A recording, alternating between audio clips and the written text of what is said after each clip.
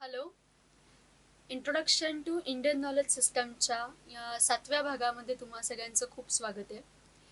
आपण मागच्या व्हिडिओमध्ये काय बघितलं, तर आपण हे बघितलं की इंडियन नॉलेज सिस्टममध्ये आपल्याला जर का ती वापरायची असेल, तर आपल्याला ती ॲज अ सोल्युशन वापरावी लागेल, बरोबर?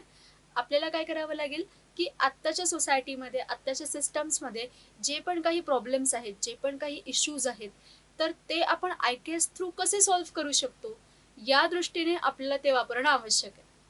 तर त्याच्यासाठी आपण काय केलं, आपण आत्ताच्या सिस्टम्समधले, आत्ताच्या नॉलेज ब्रांचेसमधले, आत्ताच्या वर्किंग सिस्टम्समधले जे प्रॉब्लेम्स आहेत ते समजून घेतले. ओके, त्याच्याबद्दल आपण डिटेलमध्ये डिस्कशन केलं. सो ते तेवढेच प्रॉब्लेम्स आहेत असं नाही, त्याच्या व्यतिरिक्त पण काही प्रॉब्लेम्स असू शकतात, पण काही रिप्रेझेंटेटिव्ह जे खूप मोठा इम्पॅक्ट क्रिएट करतात, तर या प्रॉब्लेम्सबद्दल आपण मागच्या व्हिडिओमध्ये बोललो. या व्हिडिओमध्ये आपल्याला काय डिस्कस करायचं आहे, तर आपल्याला चॅलेंजेस डिस्कस करायचे आहेत. प्रॉब्लेम्स तर डिस्कस करून झाले, पण आता काम करण्यामध्ये आपल्याला काय चॅलेंजेस फेस करावे लागतात, आणि जर आपल्याला आय-के-एस ॲज अ सोल्युशन म्हणून वापरायचं असेल, तर आपल्याला ते इम्प्लिमेंट करण्यामध्ये पण काय चॅलेंज आहे, हे आपल्याला इथे डिस्कस करायचं आहे. हे आपण काय करतो आहोत, की जर आपण हे छान पद्धतीने समजून घेतलं, तर आय-के-एस मधले म्हणजे विविध नॉलेज ब्रांचेस मधले जे एक्झाम्पल्स आहेत, जे आपण स्टडी करणार आहोत, तर ते करताना आपला जो अप्रोच आहे तो क्लिअर राहील आणि आपल्याला समजेल की आपल्याला कुठल्या पॉईंटकडे जास्त लक्ष देण्याची गरज आहे आणि आपल्याला कुठे जास्त काम करणं आवश्यक आहे. ओके, सो आपण वन बाय वन हे जे काही चॅलेंजेस आहेत आत्ताच्या सोसायटी समोर किंवा आत्ताच्या वर्किंग सिस्टम्स समोर, ते जरा समजून घेण्याचा प्रयत्न करू. आणि आय-के-एस जर आपल्याला इम्प्लिमेंट करायचं असेल, तर आपल्याला एक्झॅक्टली कुठे लक्ष देणं आवश्यक आहे, ते पण जरा समजून घेण्याचा प्रयत्न करू. ओके.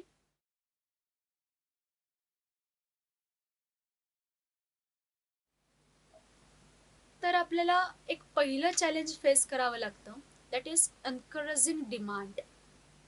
डिमांड जी आहे ती वाढतीये.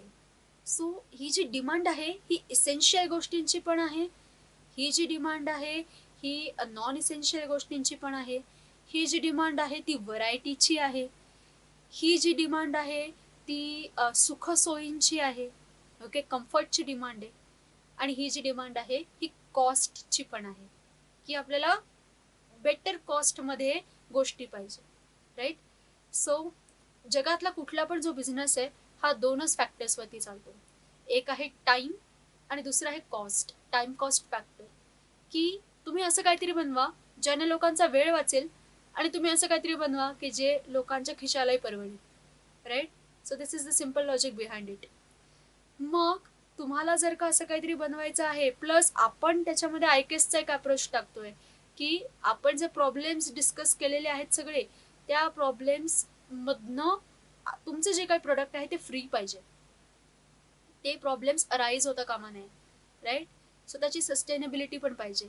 So time, cost, but not at the cost of sustainability. Right, हा आपला अप्रोच आहे. तर असं काहीतरी तुम्हाला आय-के-एस थ्रू निर्माण करता आलं पाहिजे, जे आत्ताच्या जे डिमांड्स आहेत ना त्याला मॅच करू शकेल. Okay. So this will be the first challenge in front of IKS people. Okay.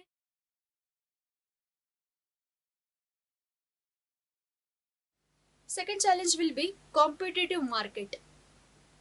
आय-के-एसचे जे प्रोडक्ट असेल ना, म्हणजे या सिस्टम मधून जे पण काही बाहेर निघेल, ते मार्केटमधली कॉम्पिटिशन मॅच करू शकलं पाहिजे. कारण तुम्ही बघताय की मार्केटमध्ये दर दुसऱ्या दिवसाला काहीतरी नवीन येत आहे. दिवस कशाला, तासाला नवीन नवीन गोष्टी येत आहेत. सो तुमचं जे पण काही प्रोडक्ट असेल, म्हणजे आता मी जेव्हा प्रोडक्ट म्हणते तेव्हा not necessary it should be like always thing. Okay, material.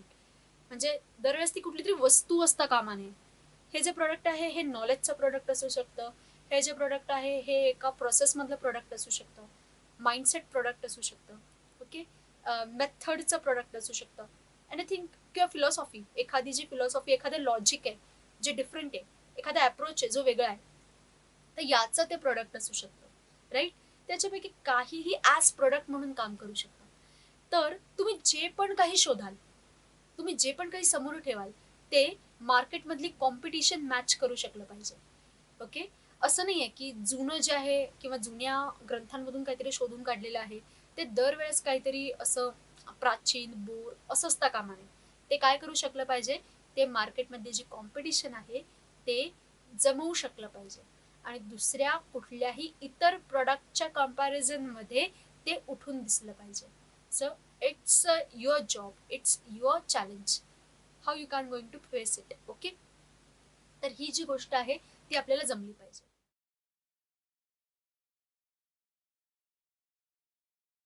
It should give quick results.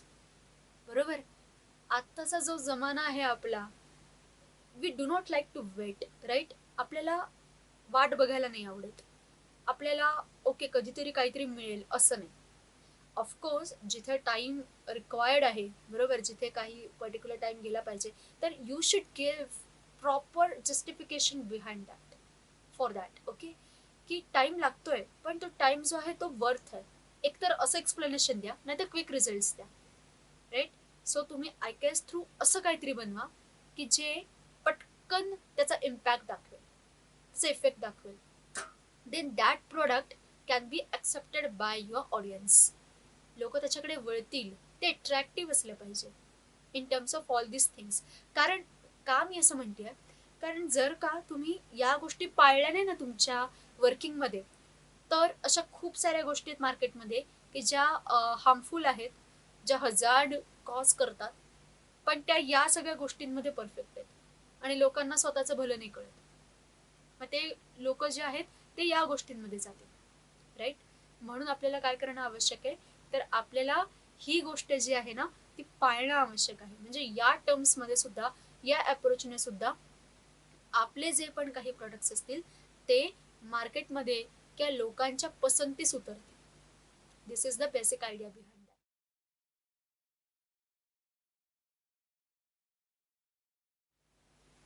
नंतर अजून एक गोष्ट आहे की तुमचं जे पण काही प्रोडक्ट आहे ना ते कुठल्याही प्रकारचा हजार्ड तयार करता कामा नये. तुम्ही बोललायत ना की your product is going to make a change, right. काय की कारण आत्ताच्या प्रॉब्लेम्सना ॲज अ सोल्युशन म्हणून तुम्ही काहीतरी निर्माण करताय. सो तुमचं जे क्रिएशन आहे त्याने काही हजार्ड निर्माण करता कामा नये. त्याने एक वेळ दोन फीचर्स कमी दाखवले तरी चालतील, पण त्याने कोणत्याही प्रकारचा हार्मफुल इफेक्ट क्रिएट करता कामा नये. ओके, तरच आणि तरच आयकेएस थ्रू निर्माण झालेली जी गोष्ट आहे ती स्वतःचं वेगळेपण सिद्ध करेल. नाही तर जसं बाकीच्या गोष्टी आहेत तसंच हे काहीतरी नवीन जस्ट क्रिएशन असेल. पण त्याची मेन प्रॉपर्टी काय असली पाहिजे की त्याने कोणत्याही प्रकारचा हेल्थ हजार्ड, एन्व्हायरमेंटल हजार्ड किंवा मेंटल हजार्ड, ओके, किंवा कुठल्याही प्रकारचा डिस्टर्बन्स जो आहे ना तो त्याने क्रिएट नाही केला पाहिजे. तरच तुम्ही जो काही अभ्यास केलेला आहे आणि तुम्ही जे पण काही रिसर्च केलेला आहे त्याला उपयोग राहील. Okay, so this thing always you need to consider.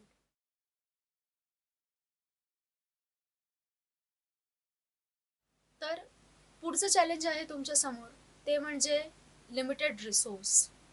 तुम्हाला जे निर्माण करायचं आहे ना आयकेएस थ्रू, त्याचा जो काही बेसिक भाग आहे किंवा जे पण काही त्याचं रॉ मटेरियल असेल, एनर्जी सोर्सेस असतील, तर ते स्पेसिफिक असतील.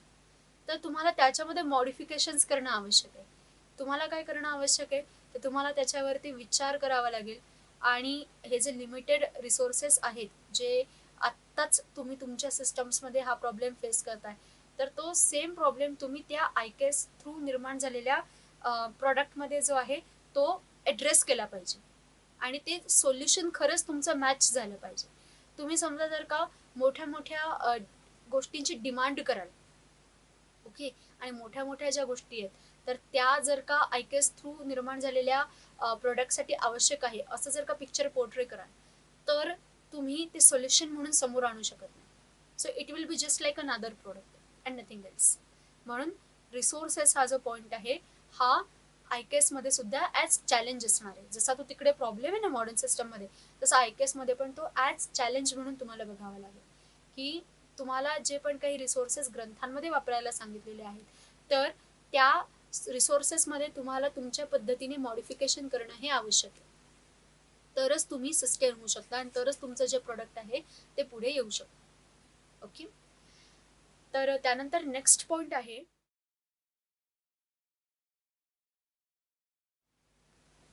माणसांची कमतरता. हा जो अप्रोच आहे हा फार कमी लोकांकडे आहे. ओके. की याच्यामध्ये जास्त लोक डेव्हलप नाही झालेले.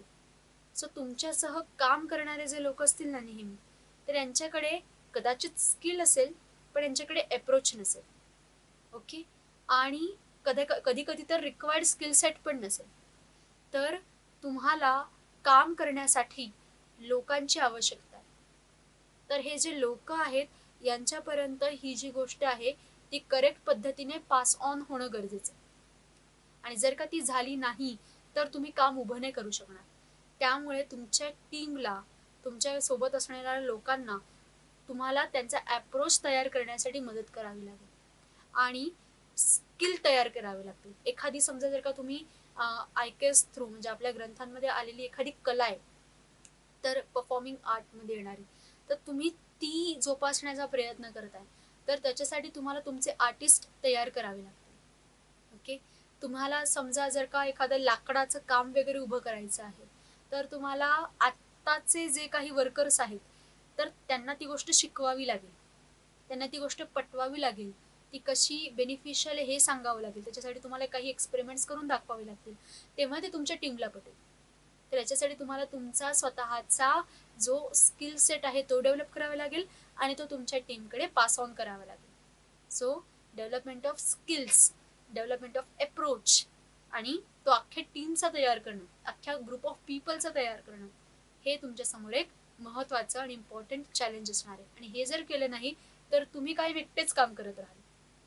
म्हणून लोकांना हे सगळं समजावणं, याच्याबद्दल अवेअरनेस क्रिएट करणं हे एक इम्पॉर्टंट चॅलेंज तुमच्या समोर असणार आहे जेव्हा तुम्ही आयकेएस मध्ये काम कराल.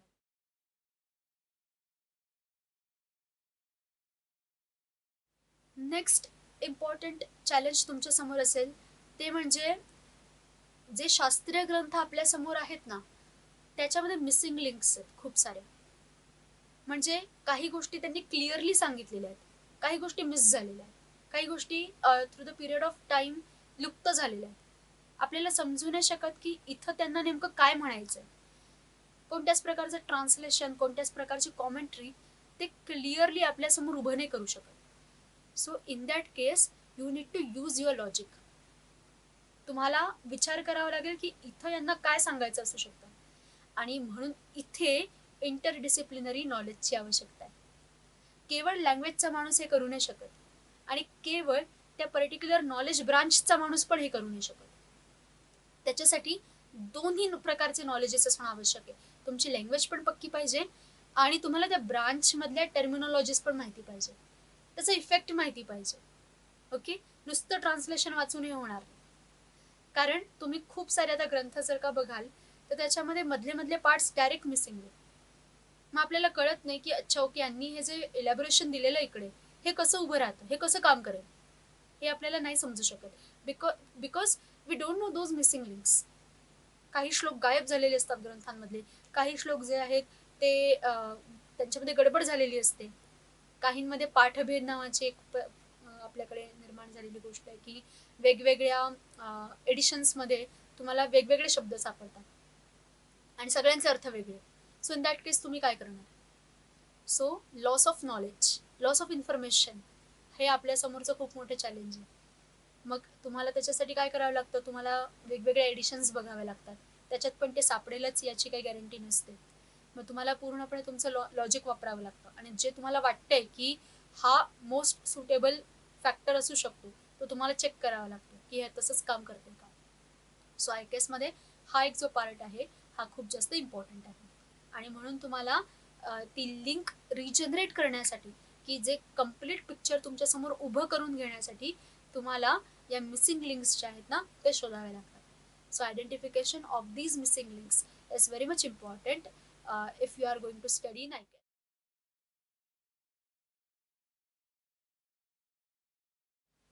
You need to be flexible. Next point is you need to be flexible. तुम्हाला स्वतःला काही गोष्टी येतात, आपण काही गोष्टींसोबत खूप कम्फर्टेबल असतो, पण जेव्हा तुम्हाला IKS मध्ये काम करायचं आहे तेव्हा तुम्हाला अडॅप्ट व्हावं लागतं. ओके, तुम्हाला ज्या काही गोष्टी आहेत त्या खूप काहीतरी वेगळ्या दिसतील, ज्यांच्याशी तुम्ही कम्फर्टेबल नाही आहात, बरोबर. त्या ज्या गोष्टी आहेत त्या तुमच्या अंडरस्टँडिंगच्या पलीकडच्या आहेत, बियॉन्ड इमॅजिनेशन आहेत, पण त्या गोष्टी तुम्हाला तिथे दिसत आहेत. पण तुम्हाला एक्सेप्ट करावं लागतं की okay, this thing is important to acquire this type of knowledge and I need to study that. Okay, आणि मग तुम्हाला तशा पद्धतीने स्वतःला डेव्हलप करावं लागतं. आता खूप वेळेला बायोलॉजीचे जे लोक आहेत ते मॅथमॅटिक्स सोबत कम्फर्टेबल नसतात.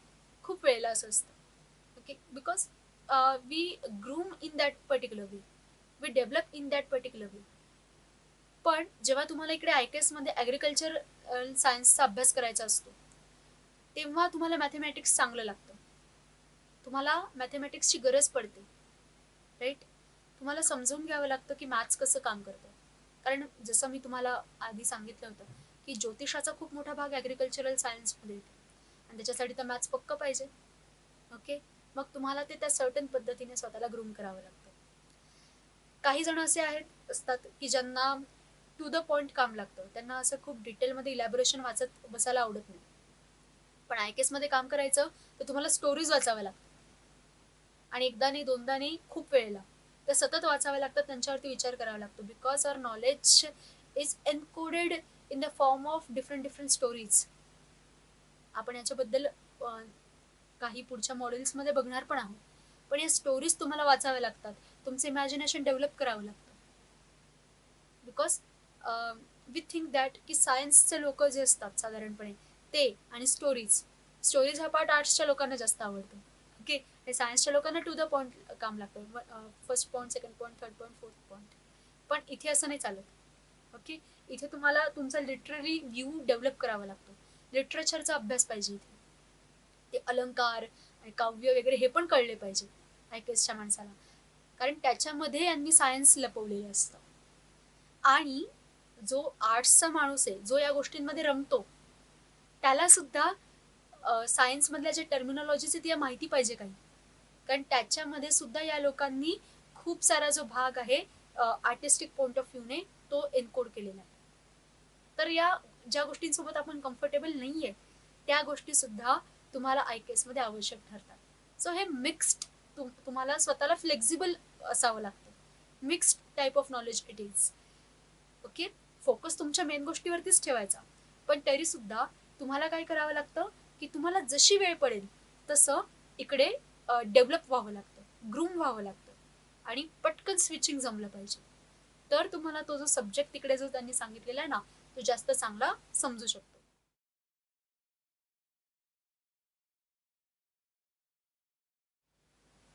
Next important thing is generation of revenue, right.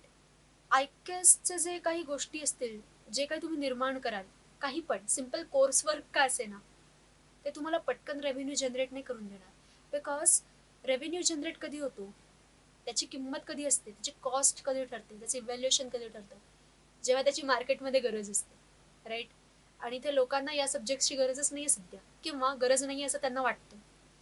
So तुम्हाला जर का याच्यामधून इकॉनॉमी जनरेट करायची असेल, ओके, रेव्हेन्यू जनरेट करायचं असेल, तर तुम्हाला हे पटवावं लागेल की या गोष्टींची गरज आहे. कारण तुमच्या मनात हा प्रश्न कुठेतरी येणारच की आम्ही याच्यात काम करू, पण याच्यामधून आमचं इन्कम कसं होईल, आणि इन्कमचा विचार करणं हे अजिबात चुकीचं नाही, केला पाहिजे. ओके, पण त्याच्यासाठी तुम्हाला तसं मॉडेल तयार करावं लागेल, राईट. म्हणून इंटरडिसिप्लिनरी स्टडी हा फार आवश्यक आहे. तुम्ही जिथे आहात ना ते सोडण्याची गरज नाहीये, तर जिथे आहात तिथेच राहा, फक्त तिकडे IKSचे क्रिडेन्शियल्स ऍड करा, व्ह्यू ऍड करा, अप्रोच ऍड करा, आणि मग हळूहळू हळूहळू काम करायला सुरुवात करा, आणि पटवून द्या लोकांना. तुमचे जे पण काही कस्टमर्स असतील, तुमचा जो पण काही टार्गेट ऑडियन्स असेल, ज्यांच्यामध्ये तुम्ही मिसळता, तिकडे दाखवा की तुम्हाला या गोष्टींची गरज आहे, आपोआप इन्कम जनरेट व्हायला सुरुवात होईल. आणि ही जी गोष्ट आहे ही काही वन डे प्रोसेस नाही आहे, it will take some time, it will take some months, years also.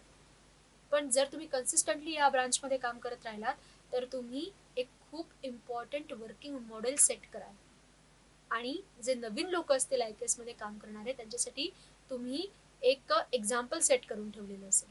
So think in that particular वे.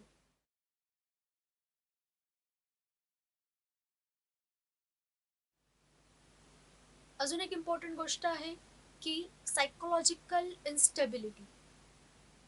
तुम्ही कायम एका पर्टिक्युलर याच्यामध्ये राहाल, म्हणजे द्वंद्वात राहाल की ही गोष्ट खरंच आवश्यक आहे की नाही. अँड तुमचे जे पण काही टार्गेट ऑडियन्स असेल ते त्यांची याच्याबद्दलची सायकोलॉजी कशी असेल, राईट, हा प्रॉब्लेम नेहमी तुमच्यासमोर उभा असेल. सो अशा वेळेस तुम्हाला त्या लोकांची सायकोलॉजी तयार करावी लागेल, स्वतःची पण तयार करावी लागेल, त्यांची पण तयार करावी लागेल. कारण कितीही नाही म्हटलं तरी आत्ताच्या सिस्टम्सपेक्षा हे काहीतरी वेगळं आहे, राईट. मग तुम्हाला इन दॅट केस काय करावं लागेल की तुम्हाला मेंटली सायकोलॉजिकली लोकांना त्याच्यासाठी तयार करावं लागेल, त्यांना प्रॅक्टिस द्यावी लागेल याच्याकडे बघण्याची, हे त्यांच्या सवयीमध्ये आणावं लागेल हळूहळू हळू. आणि त्याच्यासाठी तुम्हाला थोडासा त्यांच्या कलाकलाने घेत घेत घेत हे करावं लागेल. कारण उशिरा उठा असं कोणाला सांगावं नाही लागत, माणूस आपोआप उशिरा उठतो, पण लवकर उठा हे सांगावं लागतं. ओके, त्याच्यासाठी ट्रेनिंग आवश्यक असतं, त्याच्यासाठी मग तुम्हाला उपदेश करणं आवश्यक असतं, राईट. तसंच काहीच हे आहे. तर वेस्ट जनरेट करा हे सांगावं नाही लागणार, पण वेस्ट जनरेट करू नका, त्यासाठी तुमच्या प्रोसेसेसमध्ये काहीतरी बदल घडवा हे मात्र नक्की सांगावं लागेल. आणि म्हणून त्याच्यासाठी सायकोलॉजिकली तुमच्या ऑडियन्सला, तुमच्या लोकांना, तुमच्या कस्टमर्सना तुम्हाला तयार करावं लागेल. जर का तुम्ही अकॅडमिक्समध्ये आणत असाल तर तुमच्या स्टुडंट्सना हे तयार करावं लागेल. म्हणून IKS मध्ये काम करण्यासाठी एका पर्टिक्युलर सायकोलॉजीची आवश्यकता आहे.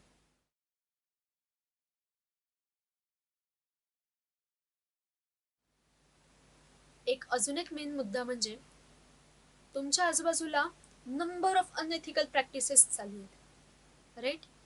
करप्शन्स चालू आहेत किंवा खूप ठिकाणी लॉंग विजनचा अभाव आहे, राईट.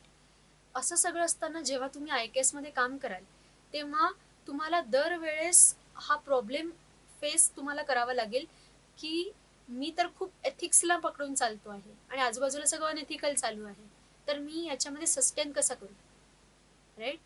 पण त्याच्यामध्ये सुद्धा तुम्हाला ठरवावं लागेल, तुम्हाला एक चॉईस करावं लागेल की तुम्हाला नेमकं काय पाहिजे आहे, राईट.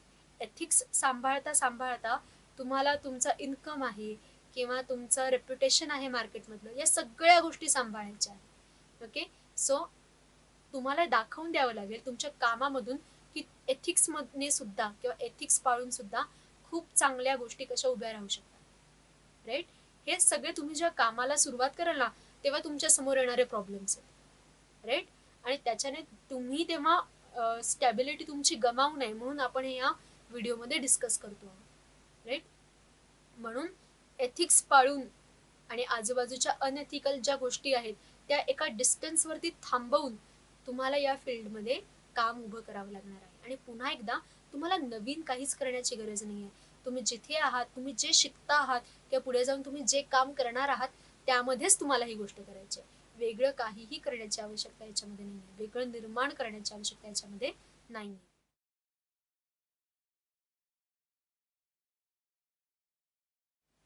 यासोबतच या ब्रांचमध्ये काम करण्यासाठी जे स्किल्स आवश्यक आहेत ना ते स्किल्स तुम्हाला तुमच्या करंट एज्युकेशनमधून कदाचित सध्या मिळणार नाहीत. हे स्किल्स जे आहेत हे तुम्हाला स्वतः निर्माण करावे लागतील.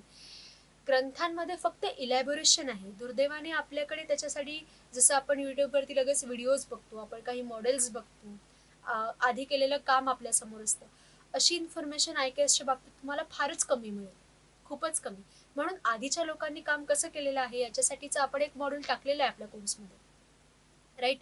पण तरी सुद्धा तुम्हाला रेफरन्सेस याच्यामध्ये म्हणजे डिरेक्ट रेफरन्सेस तुम्हाला कमी सापडतील. हां, तुम्हाला टेक्स्च्युअल रेफरन्सेस खूप खूप सापडतील, पण वर्किंग रेफरन्सेस कामासाठी तुम्हाला एक मॉडेल असं खूप कमी सापडेल जे तुम्हाला स्वतःचं स्वतः तयार करावं लागणार आहे. So it will be a challenge की काय बघून काम करायचं, कसं समजून घ्यायचं.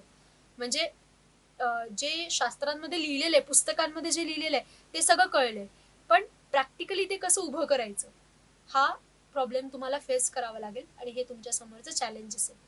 So in that case you need to use your all logic, okay, you need to use your all understanding, and with help of that you need to create something and you need to check the authenticity of that particular creation. तुम्हाला बघावं लागेल की तुम्ही जे बनवलं आहे तेच अपेक्षित आहे का, बरं ते रिलेव्हंट आहे का आत्ताच्या काळाशी, हा तर प्रॉब्लेम नेहमीच असणार आहे. ओके, सो तुम्हाला हे वेगळे चेक्स बसवावे लागतील, तुम्हाला काही मेथड तयार करावे लागतील आणि मग तुम्हाला कळेल की तुम्ही जे समजले आहात, तुम्हाला जे कळलं आहे तेच ॲक्च्युली तिकडे एक्सपेक्टेड आहे का. सो हा खूप रिसर्चचा पॉईंट आहे, राईट. आय के एसमध्ये काम करण्यासाठी स्ट्रॉंग रिसर्च ॲप्टिट्यूड पाहिजे, स्ट्रॉंग इच्छाशक्ती पाहिजे. ओके, आणि ती जशी जशी तुम्ही डेव्हलप करत जाल तसं तसं तुम्हाला कळेल की आय के एसमध्ये काम करताना काय स्कोप आहे, आणि स्कोप हा आपल्याला क्रिएट करावा लागणार आहे. कारण मी तुम्हाला आधी पण सांगितलं की ही जी काही गोष्ट आहे ज्यामध्ये आपण आता काम करायला बघतो आहोत, उभे आहोत, हे सगळं जरा वेगळं आहे, राईट. हे आत्ताच्या सिस्टम्सपेक्षा थोडंसं टर्न घेऊन करण्याचं काम, म्हणून आपल्याला याच्यामध्ये इतक्या साऱ्या गोष्टींचा विचार करावा लागतो.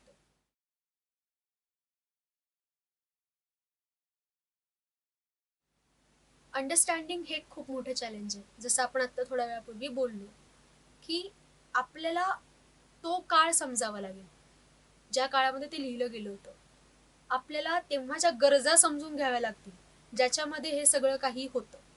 आणि जर का आत्ता ती गरज संपलेली असेल किंवा आत्ताची गरज वेगळी असेल तर त्या प्रकारचे मॉडिफिकेशन्स तुम्हाला कामामध्ये लागतील, त्या प्रकारे तुम्हाला अल्टरनेटिव्ह तयार करावे लागतील. Okay, so creation of alternative is a very good solution in the branch of ITS. आणि त्या अल्टरनेटिव्ह क्रिएशनसाठी मात्र तुम्हाला टॉपिक जो आहे ना, जो तुम्ही अभ्यासत आहात त्याचं खूप डिटेल्ड नॉलेज लागणार, खूप जास्त detail. That's the thing. Okay, आणि म्हणून तुम्हाला काय करावं लागेल की तुमचा अंडरस्टँडिंग पार्ट हा तुमचा फार पक्का पाहिजे, आणि तो एका दिवसात पक्का होणार नाही. तुम्हाला खूप जास्त ग्रूमिंग करावं लागेल, स्वतःचं विचार करावा लागेल की तुम्हाला जे समजलं आहे ते करेक्ट आहे की नाही, ते लॉजिकल स्केलवरती बरोबर बसतं की नाही बसत, याच्यामध्ये काही वेगळं एक्सपेक्टेड असू शकतं की नाही, असं तुम्हाला स्वतःला क्वेश्चनिंग करावं लागेल. आणि त्याच्यामधून तुमचा अंडरस्टँडिंग जो पार्ट आहे हा हळूहळू पक्का होत जाईल. तुम्हाला कळत जाईल की त्यांना काय एक्सपेक्टेड आहे, त्यांचा फोकस कशावर आहे, म्हणजे ग्रंथांमधल्या गोष्टींचा फोकस कशावर आहे. So you need to understand authors terminology. So in research section मी call it as authors terminology, की जो तुमचा ऑथर आहे, जो तुमचा रायटर आहे, तो काय शब्द वापरतोय, तो काय भाषा वापरतोय, तो काय अप्रोच वापरतोय, हे तुम्हाला समजणं आवश्यक आहे. आणि मग एकदा का ते कळलं की मग त्याचा उपयोग तुम्ही कसा करणार आहात, that will be your call. Okay, तो पूर्णपणे तुमचा व्ह्यू असेल, तो पूर्णपणे तुमचा अप्रोच असेल. But before that you need to understand what author is telling you. You need to understand it in between the lines. काही गोष्टी प्रत्यक्ष तिकडे दिलेल्या नसतात, त्या समजून घेण्याच्या गोष्टी असतात. So it will all dependent upon how you are going to read that particular text. तुम्ही कसं बघणार आहे त्या टेक्स्टकडे, कसं वाचणार आहे तुम्ही, त्यावरती हे सगळं डिपेंडंट असेल. आणि तुमची ती मॅच्युरिटी तयार व्हायला पाहिजे.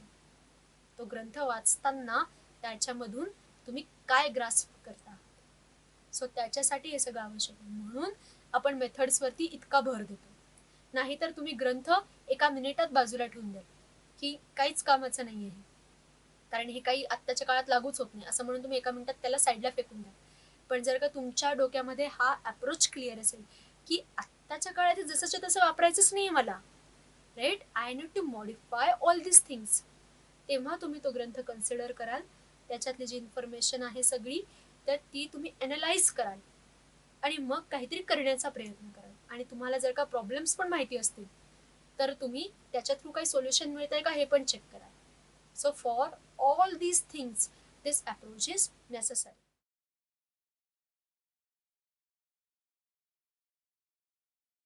लेट अस कन्सिडर दॅट की तुम्ही एवढं सगळं करून काहीतरी सुंदर निर्माण केलं, तुम्ही खूप छान काहीतरी उभं केलं.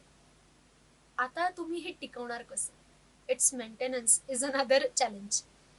पूर्वीच्या काळी या ज्या गोष्टी होत्या ना, या फॅमिली बिझनेसेस थ्रू पुढे जायच्या. एखादं पर्टिक्युलर काम करणारी एक पर्टिक्युलर फॅमिली असायची, राईट. आणि त्या फॅमिलीमधले सगळेच लोक ते करायचे आणि जनरेशन टू जनरेशन हे सगळं पुढे पुढे पुढे पुढे जायचं, राईट. आणि अशा प्रकारे ते प्रिझर्वड होतं. पण आता मुळातच फॅमिली बिझनेसेस खूप कमी आहेत. त्याच्यातही ट्रेडिशनल फॅमिली बिझनेसेस असणारे खूप कमी झालेले आहेत. मग तुम्ही जे काही निर्माण केलेलं आहे ते टिकणार कसं? तुम्ही इतकी मेहनत घेतली त्यावरती, एखादी मेथड आहे, एखादं प्रोडक्ट आहे, एखादी आर्ट आहे, त्याच्यावरती तुम्ही काम केलं, ती उभी केली, ती लोकांपर्यंत पोहोचवली, तिचं पुढे काय? हे चॅलेंज तुमच्या समोर नेहमी असणार आहे. कारण तुम्ही जर का एखादी गोष्ट निर्माण करणार असाल तर ती गोष्ट टिकवणं किंवा ती टिकवण्याची सोय लावणं हे पण तुमचंच काम आहे, right. So in that case what you are going to do? मग त्याच्यामध्ये तुम्हाला काय करावं लागेल, तर त्याच्यामध्ये तुम्हाला काहीतरी एक सिस्टम तयार करून जावं लागेल की याचा पुढे पण अभ्यास होईल, त्याचे फ्युचर पर्स्पेक्टिव्ह जे आहेत त्याचा विचार करून तुम्हाला काही लोकांपर्यंत ते पोचवावं लागेल. Because this branch is something like out of beat. Okay. So त्याच्यासाठी तुम्हाला काय करावं लागेल की तुम्हाला लोकांपर्यंत ते पोचवायचं असेल, ते जर का लोकांनी प्रॅक्टिस करावं असं जर तुम्हाला वाटत असेल तर तुम्हाला त्याच्यासाठी असा एक ग्रुप ऑफ पीपल तयार करावा लागेल की तो त्याच्यामध्ये इंटरेस्ट घेईल आणि तुमचं काम पुढे चालू ठेवेल, राईट. आणि जर का तुम्ही ते कोणाला शिकवत असाल, तुम्ही त्याच्यासाठी तुमचे जर का डिसिप्लिन्स तयार करत असाल तर वेल अँड गुड. पण समजा तुम्ही ते डायरेक्टली जर का लोकांना शिकवत नसाल, ओके, तर तुम्हाला ते प्रॉपरली रिपोर्ट करणं पण आवश्यक आहे. तुम्हाला ते प्रॉपर पद्धतीने कुठेतरी छान लिहून ठेवणं किंवा कुठल्या तरी एका माध्यमातून ते जपणं हे आवश्यक आहे. नाही तर तुम्ही एवढी मेहनत घेतलेली आहे, एवढा इंटरडिसिप्लिनरी अप्रोचने अभ्यास केलेला आहे, इतकं काही शोधून काढलेलं आहे, ओके, आणि ते तुमच्यासोबत निघून गेलं, काय उपयोग? ते पुढच्या लोकांपर्यंत कसं पोहोचेल? ओके. त्यामुळे तुम्हाला या गोष्टींसाठी सुद्धा प्रॉपरली मेहनत करणं, प्रॉपरली त्याची सोय लावणं आवश्यक आहे. सो आयकेएस जे आहे ते केवळ तुम्ही एका पर्टिक्युलर पॉइंटवरती काम केलं आणि विषय संपला असं नाहीये. तुम्हाला काय करावं लागेल, तर कम्प्लीट सायकल जी आहे ना ती लक्षात घ्यावी लागेल आणि तर तुमचं काम टिकेल, तर तुमचं काम पुढे जाईल. दिस इज द बेसिक आयडिया.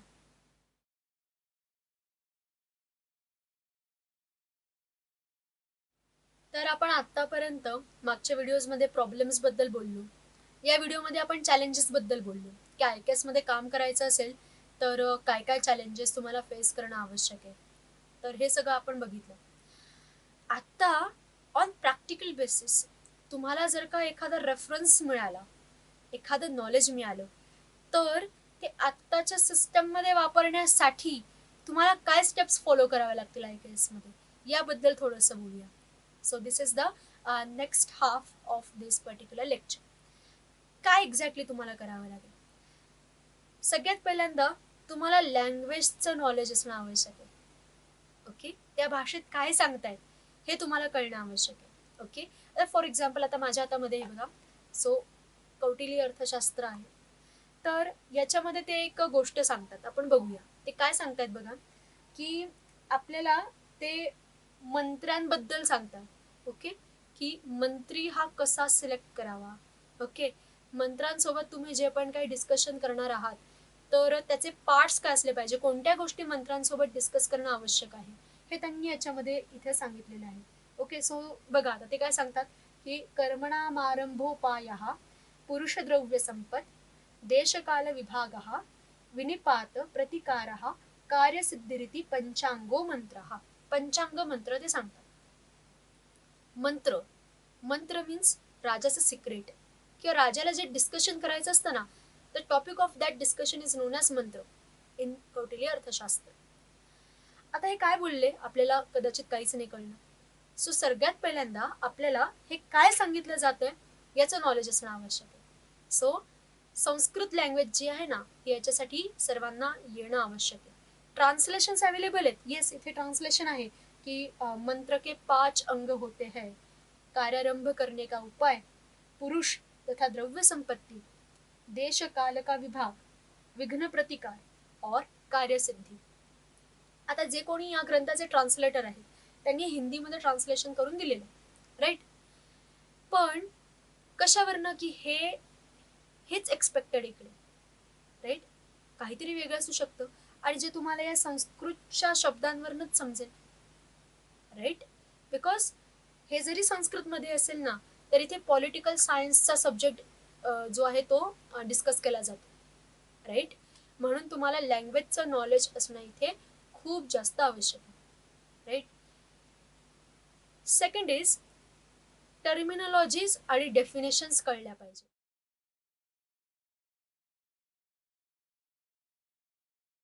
की काय सांगतात आता, जशी इथे एक टर्म आली होती मंत्र. मंत्र म्हणजे काय? तुम्हाला जर का टर्मिनॉलॉजीचं नॉलेज नसेल, बरोबर, तर तुम्ही मंत्राचा काय अर्थ घ्याल? की जे म्हटले जातात, ज्याचं पठण केलं जातं तो मंत्र, राईट. श्लोक, मंत्रांमधला मंत्र. पण इथं ती टर्म आहे का? नाही. इथे मंत्र म्हणजे काय की important discussion, important secret of that particular king. Okay, त्याचं एक इम्पॉर्टंट काहीतरी मुद्दा, इशू, हे सगळं त्या मंत्र शब्दामध्ये एक्सपेक्टेड आहे. आणि मग ज्यांच्यासोबत मंत्रणा केली जाते, ज्यांच्यासोबत डिस्कशन केलं जातं, त्यांना मंत्री म्हणतात.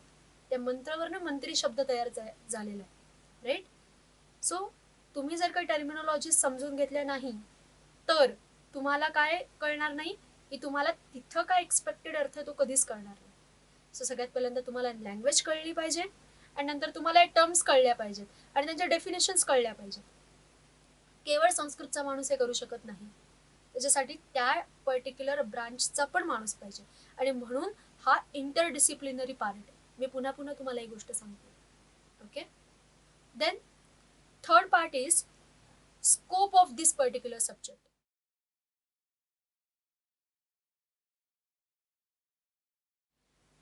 आता पुन्हा एकदा आपण त्या मंत्र शब्दावरती येऊया.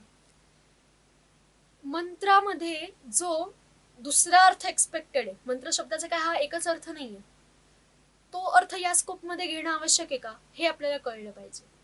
की तो ग्रंथ जो आहे किंवा जे पण काही इथे सांगितलं जाते ते किती स्कोप मध्ये तुम्हाला लक्षात घ्यायचं, म्हणजे त्या तुम्हाला ऍस्पेक्ट कळतो की कितपत, म्हणजे कोणत्या कोणत्या गोष्टींसाठी हा अर्थ आहे, कोणकोणत्या गोष्टींसाठी हा अर्थ नाहीये आणि कोणकोणत्या गोष्टींवरती हा पर्टिक्युलर ग्रंथ बोलतच नाही किंवा इथे ते तुम्हाला कन्सिडरच नाही करायचंय. So this consideration, understanding of this particular consideration is very important. कारण तुम्ही जर का आउट ऑफ स्कोप गेलात तर तुम्ही अख्खा अर्थ चुकीचा घ्या, राईट. कारण हे सांगणारे लोक नाही आहेत आज, बरोबर, हे नाही राहिले आता. त्याच्यामुळे आता आपल्याला हे आत्ताचे जे आहेत आचार्य जे हा विषय शिकवतात त्यांच्या थ्रू आणि आपल्याच अंडरस्टँडिंग थ्रू हे सगळं समजून घ्यायचं. म्हणून चुकीचा अर्थ केला जाऊ नये आणि जो मिनिंग एक्सपेक्टेडच नाहीये तो पकडून काहीतरी वेगळंच उभं राहू नये, म्हणून आपल्याला ही काळजी घेणं आवश्यक आहे, ओके. सो त्या सब्जेक्टचा आणि त्या ग्रंथाचा स्कोप लक्षात घेणं इथे खूप जास्त आवश्यक आहे की काय कन्सिडर केलंय आणि काय कन्सिडर केलं नाही.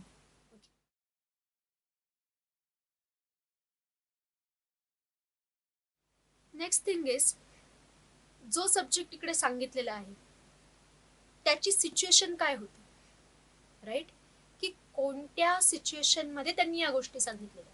तुम्ही हे जसंच्या तसं अप्लाय करू शकत नाही. I am telling you this thing. आता इथं एक मत येतं, बरोबर. काय मत येतं की जे वंश परंपरेने चालत आले लोक आहेत त्यांची नियुक्ती मंत्री म्हणून करावी. सो अनेक आचार्यांची मतं याच्यात सांगितली आहे की मंत्री कोणाला करावं. कौटिल्य तर म्हणतात की जे तुम्हाला सर्वथा योग्य वाटते, केवळ एक बाजू लक्षात न घेता अशा कोणत्याही व्यक्तीची नियुक्ती मंत्री म्हणून करा. पण एका आचार्यांचं मत सांगितलं इथे की ज्यांचे वडील मंत्री होते, ज्यांचे आजोबा मंत्री होते, ज्यांचे पणजोबा मंत्री होते, अशाच घराण्यामधल्या एका व्यक्तीला, उत्तम व्यक्तीला मंत्री म्हणून नियुक्त करा, राईट. कारण त्याला त्याच्या घरामध्ये ती परंपरा आहे. मग दुसरे आचार्य हे मत खोडतात. अजून एक आचार्य म्हणतात की जो राजाचं रक्षण करेल त्याला मंत्री करा.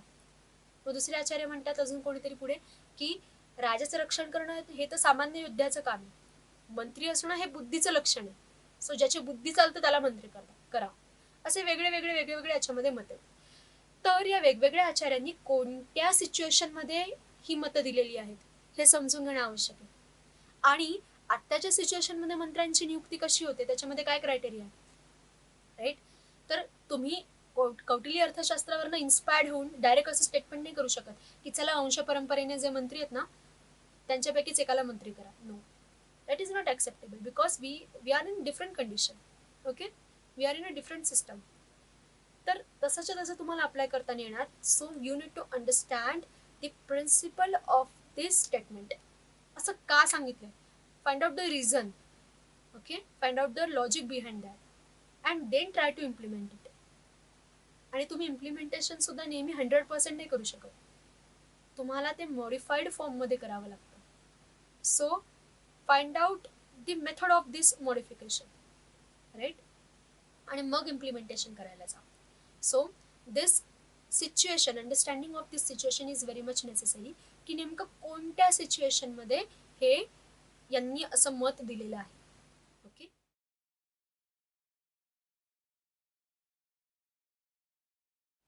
देन ग्रंथामध्ये तुम्हाला भरपूर माहिती सापडेल, तुम्हाला खूप वर्णनं सापडतील, बरोबर?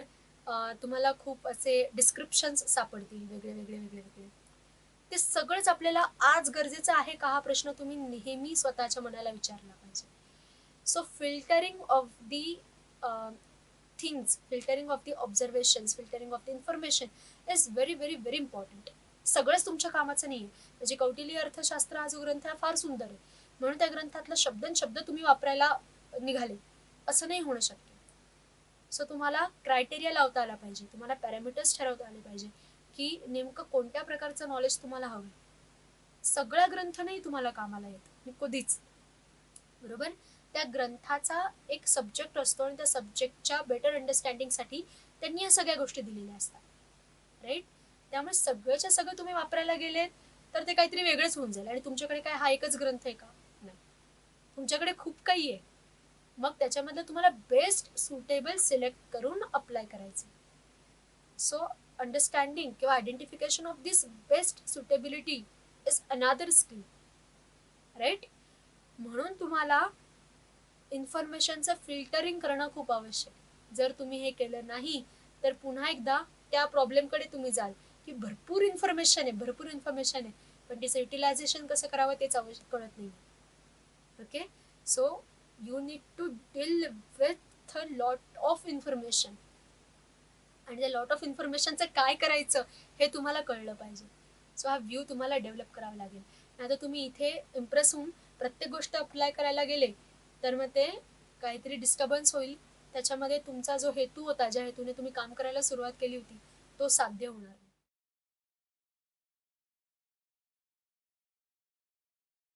Then next step is understand the need of society.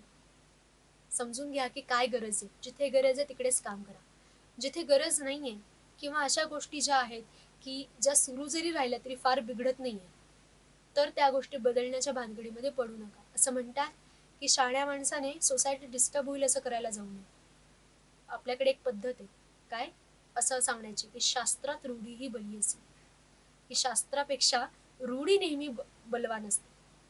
म्हणजे लोकांमध्ये चालत आलेल्या गोष्टी इम्पॉर्टंट असतात, त्या बलवान असतात. शास्त्र त्यांना काही कळणार नाही, ओके, पण त्यांना त्यांच्या प्रॅक्टिसमधल्या ज्या गोष्टी आहेत त्या चांगल्या कळतील. म्हणून जोवर एखादी गोष्ट खूप मोठा हार्म क्रिएट करत नाही तोवर ती बदलायला जाऊ नका. किंवा इन द नियर फ्युचर काहीतरी हार्म क्रिएट होत असेल जो आत्ता दिसत नाहीये असं जर तुम्हाला तुमच्या अभ्यासातून लक्षात आलं मग मात्र त्या गोष्टीमध्ये काम करायला सुरुवात करा. पण अशा गोष्टी की ज्या चालू राहिल्या तरी काही बिघडत नाहीये, राईट? ते सुरू राहिल्या तरी खूप काही नुकसान होणार नाहीये मोठं. कसलं नुकसान? आपण जे आता प्रॉब्लेम्स डिस्कस केलेत मागच्या व्हिडिओमध्ये वगैरे, तर त्याच्याशी रिलेटेड काही मोठा हार्म क्रिएट होत नाही. असं जर नसेल ना तर ती गोष्ट बदलायला जाऊ नका, कारण जिथे बदल आहे तिकडे काही काळासाठी इन्स्टेबिलिटी, ओके, आणि जी अनस्टेबिलिटी असते ना ती डिस्टर्बन्स क्रिएट करते, राईट?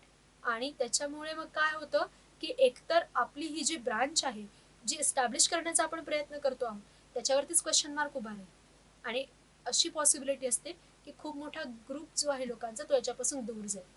म्हणून लोकांना नेहमी या ब्रांचचं अट्रॅक्शन वाटलं पाहिजे, लोकांना नेहमी या ब्रांचचं एक कौतुक वाटलं पाहिजे, त्याच्यापासून ते दूर होता कामा नये की आमच्यावरती फार बंधनं घातली जात आहेत आणि आम्हाला सगळंच बदलायला सांगितलं जाते, आमचं सगळंच चुकीचं आहे आणि आम्ही आतापर्यंत केवळ चुकाच करत आलेलो आहे, असा मेसेज लोकांपर्यंत गेला नाही पाहिजे. म्हणून understand the need of the society.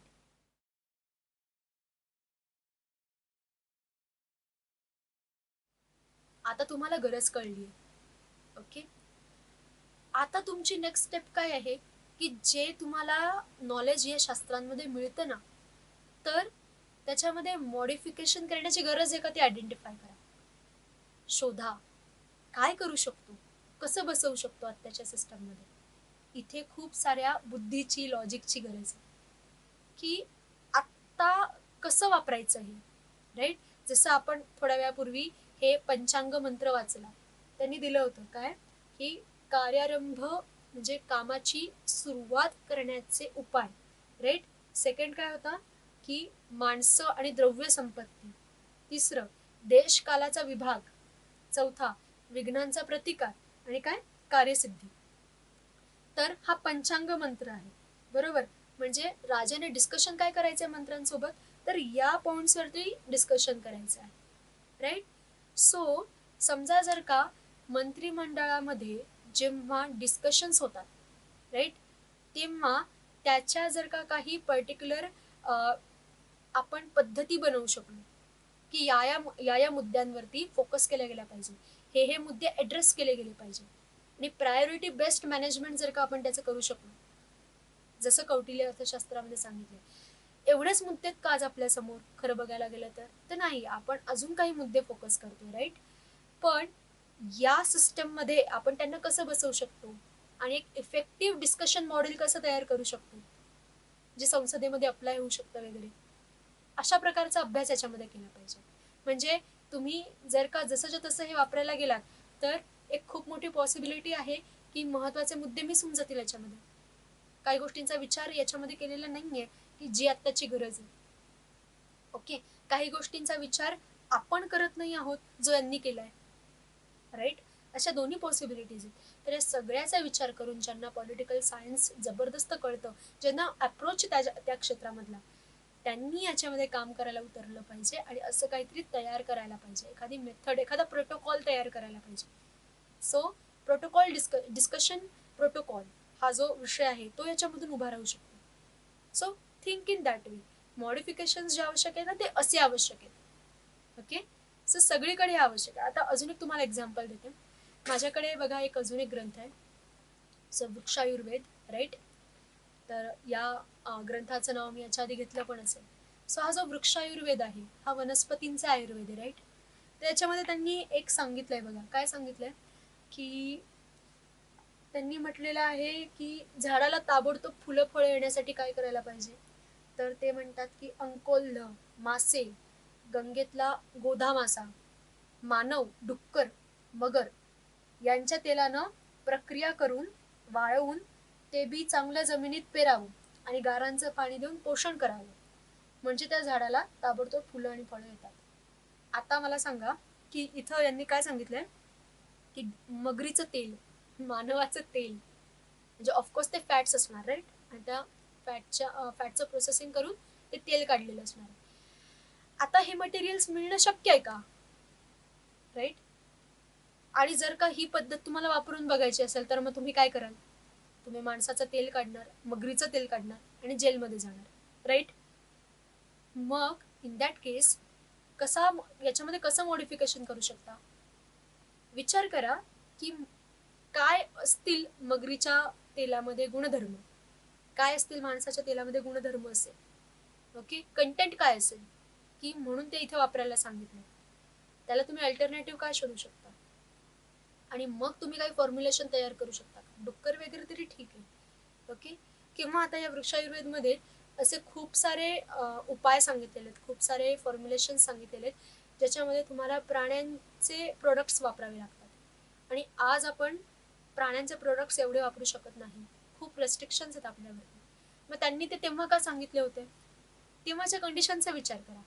तेव्हा पशुधन ज्याला आपण म्हणतो, ओके. ॲनिमल्सची संख्या भरपूर होती. जेवढे ते भरपूर होते तेवढ्या रेटने ते मरत पण होते. त्यामुळे त्यांचे जे प्रोडक्ट्स आहेत ते तुम्हाला वापरता येणं शक्य होतं. आत्ता तशी गोष्ट नाही राहिली. आत्ता खूप सारे जे ॲनिमल्स आहेत त्यांना आपल्याला वाचवावं लागतं. त्यांच्या शिकारीवरती आपल्याला आळा घालावा लागतो. बरोबर. मग तेव्हा तुम्ही हे नाही करू शकत तुमच्या फायद्यासाठी. मग तुम्हाला काहीतरी अल्टरनेटिव्ह उभा करणं आवश्यक आहे. तुम्हाला हा विचार करावा लागेल की हा पर्टिक्युलर कंपोनंट इकडे का वापरायला सांगितलं आणि त्याला तुम्ही काय सबस्टिट्यूट देऊ शकता, आणि मग ते फॉर्म्युलेशन ट्राय करा आणि बघा हा इफेक्ट मिळतो का. राईट. अशा पद्धतीने मॉडिफिकेशन्स गरजेचे आहेत.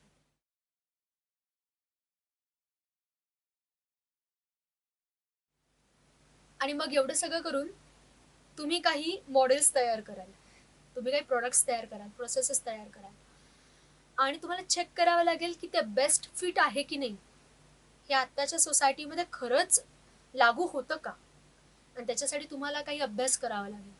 आणि जर का ते लागू होत नसेल, सुटेबिलिटी त्याची जर का कमी असेल, तर तुम्हाला ती वाढवण्यासाठी प्रयत्न करावे लागतील. राईट. तुम्हाला सगळ्या गोष्टींचा विचार करावा लागेल. टाईम, कॉस्ट, अवेलेबिलिटी, ओके, ईज, ॲक्सेस, सगळ्याचा विचार करावा लागेल. आणि या सगळ्याच्या दृष्टीने ॲक्सेप्टेबिलिटी लोकांची किती आहे, या सगळ्याचा विचार करून तुम्हाला बेस्ट फिट मॉडेल बनवावं लागेल. आणि ते लोकांनी पटकन, व्यवस्थित, आनंदाने, उत्सुकतेने ॲक्सेप्ट केलं पाहिजे. राईट. आणि ते बनवायला सोपं पाहिजे मुळामध्ये. असं नाही की तुम्ही काहीतरी डेंजर बनवलं आहे आणि ते अप्लाय करणं किंवा ते ॲक्सेप्ट करणं बिलकुल फिजिबल नाही, असं होता कामा नये. तर या सगळ्या गोष्टींचा विचार करून तुम्हाला व्यवस्थित सुटेबल गोष्ट तयार करावी लागेल. म्हणून आपण म्हटलंय की बेस्ट फिट मॉडेल तयार करावं लागेल. ओके.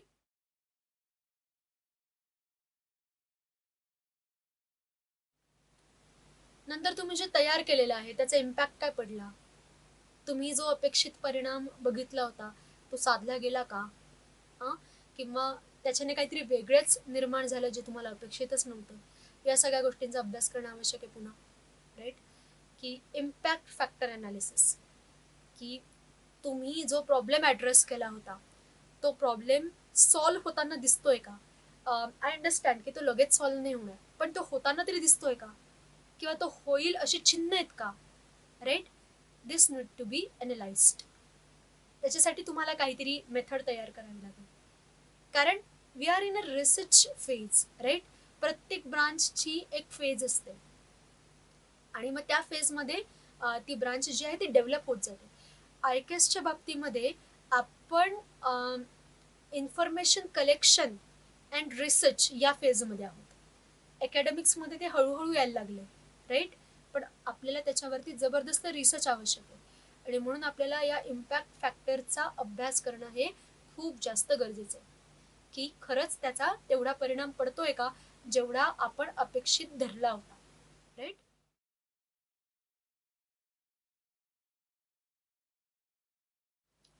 आता समजा तुम्ही जे तयार केलेलं आहे त्याचा इम्पॅक्ट छान पडलाय, ते ॲक्सेप्ट होईल असं दिसतंय, तर तुम्ही जे बनवलं आहे, तुम्ही जो विचार केलेला आहे तो रिप्रोड्युसिबल पाहिजे, ते पुन्हा करता आलं पाहिजे, ते रिजनरेट करता आलं पाहिजे. आणि जर का सेम पद्धतीने लोक विचार करतील, सेम पद्धतीने लोक जर काम करतील, तर त्यांना ते इफेक्ट मिळाले पाहिजे. की फक्त एकदा मिळाला, तुम्हालाच मिळाला, परत नाही मिळाला, तर ते कसं चालेल. राईट. सो त्याच्या वर्किंगसाठी तुम्हाला ही जी रिप्रोड्युसिबिलिटी आहे ना ती कन्सिडर करणं आवश्यक आहे. राईट. रिप्रोड्युसिबल असलं पाहिजे, ते रिजनरेट होऊ शकलं पाहिजे. अशा दृष्टीने त्यामध्ये बघा, त्याकडे विचार करा त्याचा. तर म्हणून तुम्हाला ते स्वतः 1-2 वेळेला तयार करून बघावं लागेल की ते तसं काम करतंय का. राईट. आणि रिप्रोड्युसिबिलिटी अँड रिजनरेशन या पॉइंट ऑफ व्ह्यूने ते किती इफिशियंट आहे हे सुद्धा तुम्हाला चेक करावं लागेल.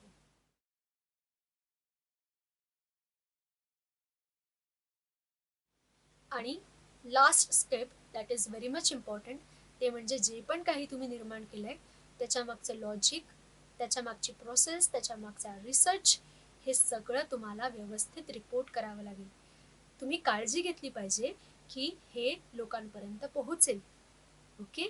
हे अकॅडमिक्समध्ये कसं येईल, हे रिसर्च याच्यावरती पुढे कसं होत राहील, हे नेक्स्ट जनरेशनपर्यंत कसं पोहोचेल.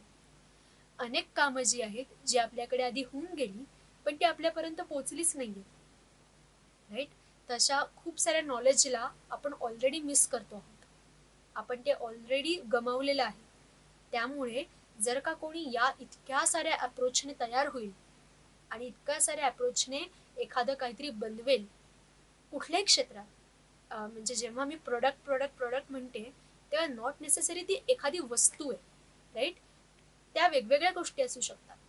Okay, method, principle, theory, anything. Okay, तर या ज्या गोष्टी आहेत या प्रिझर्व झाल्या पाहिजेत, या गोष्टी पुढच्या लोकांपर्यंत पोहोचल्या पाहिजेत. यासाठी तुम्ही काय सोय लावणार आहात आणि हे पास होतंय की नाही हे सुरू राहतंय ना. एकदा सुरू झालेली गोष्ट जी आहे ती पुढे कंटिन्यू आहे ना, ती व्यवस्थित मेंटेन केली जात आहे ना, यासाठी ज्याने काम सुरू केलेलं आहे ना किंवा ज्याने काम केलेलं आहे त्यानेच या गोष्टीची इनिशियल काळजी घेणं आवश्यक आहे.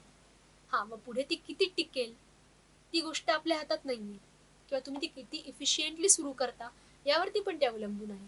म्हणून तुम्हाला लक्षात घेणं आवश्यक आहे की पुढच्या लोकांपर्यंत हे पोहोचावं, हे जावं, यासाठी आपण काय करू शकतो. तर आयकेएस मध्ये जर का आपल्याला काम करायचं असेल तर आपल्याला या स्टेप्स फॉलो कराव्या लागतात. नुसतं एखादा शास्त्रग्रंथ घेतला, त्याच्यातली इन्फॉर्मेशन वाचली आणि काहीतरी तिथे अप्लाय करायला गेली, अशा गोष्टीने ते होणार नाही.